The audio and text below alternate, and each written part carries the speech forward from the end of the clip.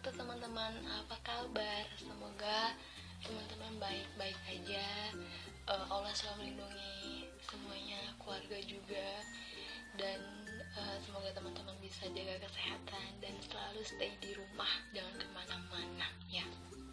Nah teman-teman, untuk kali ini kami dari kelompok 3 ingin membahas tentang proses belajar dan pembelajaran dan konsep, apa saja konsep belajar dan pembelajaran. Kemudian yang terakhir yang 3 itu pembelajaran itu gimana sih sebagai bisa menjadi suatu sistem. Nah untuk selanjutnya akan kita bahas teman-teman. Kali ini saya Saifdin Hanraini akan membahas pembahasan kita yang pertama, yaitu apa?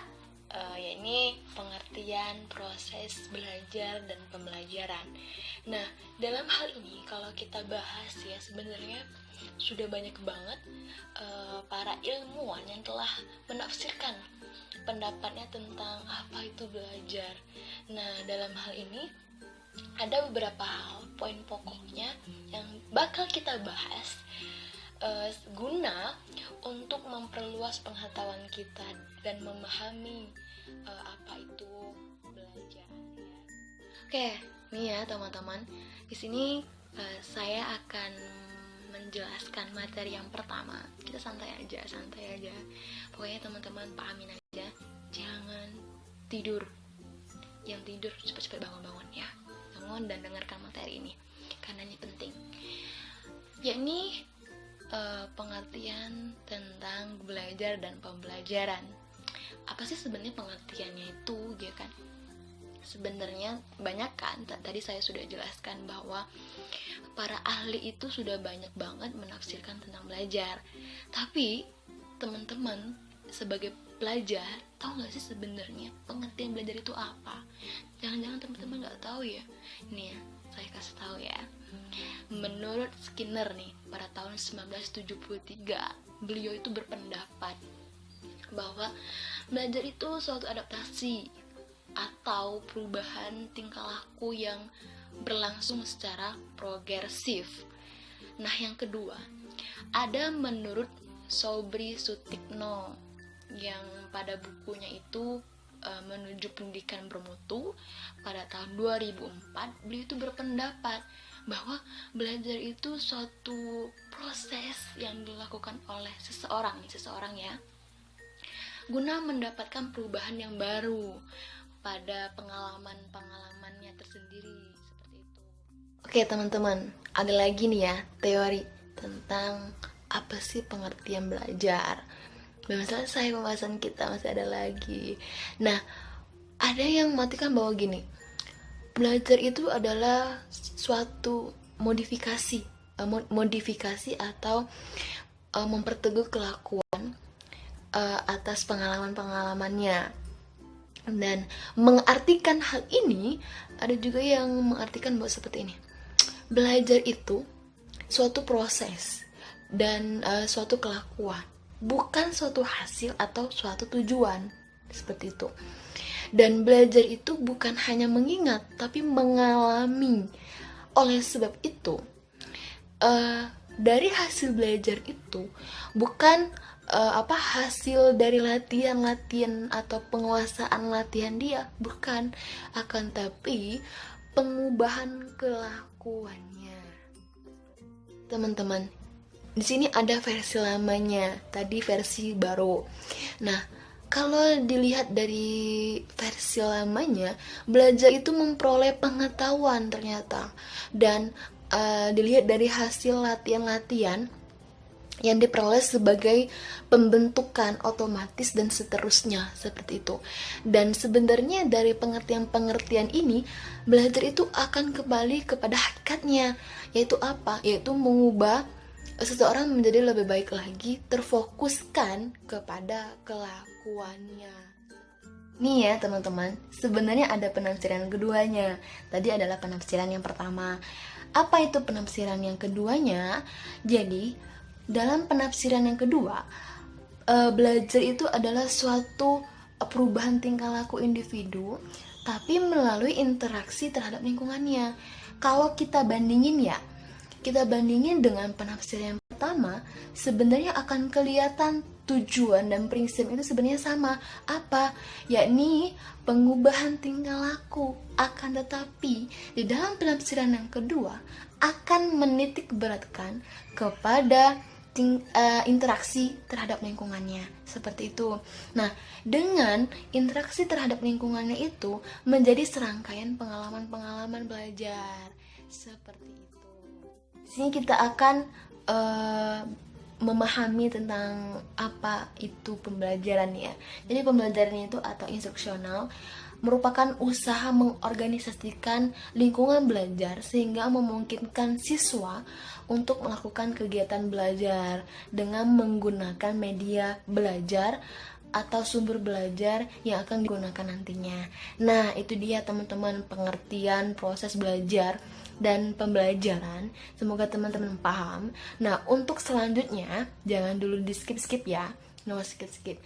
Selanjutnya akan ada pembahasan suatu proses yang dilakukan oleh seseorang ya, guna mendapatkan perubahan yang baru pada pengalamannya tersendiri, seperti itu. Oke teman-teman, ada lagi nih ya teori tentang apa sih pengertian belajar. Belum selesai pembahasan kita, masih ada lagi.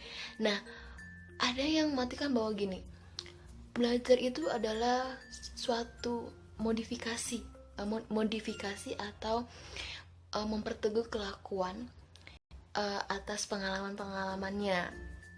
Dan mengartikan hal ini, ada juga yang mengartikan bahwa seperti ini.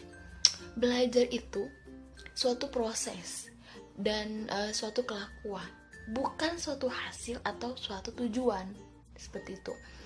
Dan belajar itu bukan hanya mengingat, tapi mengalami. Oleh sebab itu, dari hasil belajar itu bukan hasil dari latihan atau penguasaan latihan dia, bukan, akan tapi pengubahan kelakuannya. Teman-teman, di sini ada versi lamanya, tadi versi baru. Nah, kalau dilihat dari versi lamanya, belajar itu memperoleh pengetahuan ternyata, dan dilihat dari hasil latihan-latihan yang diperoleh sebagai pembentukan otomatis dan seterusnya, seperti itu. Dan sebenarnya dari pengertian-pengertian ini, belajar itu akan kembali kepada hakikatnya, yaitu apa? Yaitu mengubah seseorang menjadi lebih baik lagi, terfokuskan kepada kelakuannya. Nih ya teman-teman, sebenarnya ada penafsiran keduanya. Tadi adalah penafsiran yang pertama. Apa itu penafsiran yang keduanya? Jadi, dalam penafsiran yang kedua, belajar itu adalah suatu perubahan tingkah laku individu, tapi melalui interaksi terhadap lingkungannya. Kalau kita bandingin dengan penafsiran yang pertama, sebenarnya akan kelihatan tujuan dan prinsip itu sebenarnya sama. Apa? Yakni pengubahan tingkah laku. Akan tetapi di dalam penafsiran yang kedua akan menitik beratkan kepada interaksi terhadap lingkungannya, seperti itu. Nah, dengan interaksi terhadap lingkungannya itu menjadi serangkaian pengalaman-pengalaman belajar, seperti itu. Di sini kita akan memahami tentang apa itu pembelajaran ya. Jadi pembelajaran itu atau instruksional merupakan usaha mengorganisasikan lingkungan belajar sehingga memungkinkan siswa untuk melakukan kegiatan belajar dengan menggunakan media belajar atau sumber belajar yang akan digunakan nantinya. Nah, itu dia teman-teman pengertian proses belajar dan pembelajaran. Semoga teman-teman paham. Nah, untuk selanjutnya jangan dulu di skip ya. No skip. Selanjutnya akan ada pembahasan. Assalamualaikum warahmatullahi wabarakatuh. Apa kabar semuanya? Semoga dalam perlindungan Allah Subhanahu wa taala. Di sini saya akan sedikit menjelaskan sebuah materi mengenai konsep belajar dan pembelajaran. Mungkin pengertian sudah dijelaskan oleh saudari Septrina di sana. Oke, konsep belajar dan pembelajaran ini terbagi lagi menjadi dua. Ada konsep belajar dan konsep pembelajaran. Nah, dalam konsep belajar ini sebuah di mana aktivitas mengenai fisiko dan fisik yang akan berubah dalam sebuah pengetahuan atau sikap pada dirinya. Nah, konsep belajar ini terbagi lagi menjadi beberapa. Yang pertama, konsep belajar abstrak. Konsep belajar abstrak ini untuk memecahkan masalah-masalah yang tidak nyata seperti pada mata pelajaran matematika dan astronomi. Yang kedua adalah belajar keterampilan. Belajar keterampilan ini menggunakan gerakan-gerakan motorik. Nah, gerakan-gerakan motorik ini yang berhubungan dengan urat saraf dan otot. Nah, belajar keterampilan ini contohnya pada belajar olahraga, musik, menari, dan lainnya. Yang ketiga, belajar sosial. Belajar ini merupakan untuk memahami masalah-masalah dan teknik untuk memecahkan masalah sosial. Tujuannya kenapa? Yaitu untuk menguasai pemahaman dan cakapan dalam memecahkan masalah-masalah sosial seperti pada masalah keluarga, masalah pada lingkungan sekolah, baik itu masyarakat. Yang keempat adalah belajar rasional. Belajar rasional erat kaitannya dengan belajar pemecahan masalah. Belajar rasional merupakan menggunakan kemampuan berpikir secara logis dan rasional agar memiliki kemampuan memecahkan masalah dengan menggunakan strategi yang akal sehat dan logis. Yang kelima adalah belajar pengetahuan. Nah, belajar pengetahuan ini adalah belajar dengan cara melakukan penyelidikan lebih mendalam terhadap suatu objek pengetahuan yang bertujuan untuk menambah informasi dan pemahaman terhadap pengetahuan tersebut, di mana biasanya yang lebih rumit dan memerlukan kiat khusus dalam mempelajarinya, seperti pada alat-alat laboratorium dan penelitian ada di lapangan. Yang kedua adalah konsep pembelajaran. Mungkin penjelasan pembelajaran sudah disampaikan oleh saudari Septrina. Namun di sini saya akan menjelaskan konsep pembelajaran. Konsep pembelajaran ini merupakan tahapan-tahapan kegiatan guru dan siswa dalam menyelenggarakan program pembelajaran. Nah, aktivitas proses pembelajaran ini ditandai dengan terjadinya interaksi edukatif.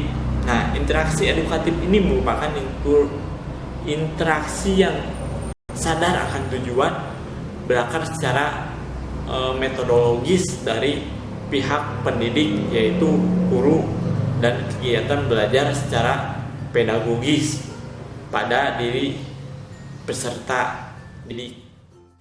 Di sini saya akan mengambil beberapa teori-teori dalam konsep pembelajaran. Namun saya akan sedikit atau satu teori, yaitu teori ilmu jiwa daya. Nah, dalam teori ilmu jiwa daya ini merupakan teori bahwa manusia itu memiliki daya-daya seperti daya ingat, daya mengenal, daya berpikir, dan lainnya.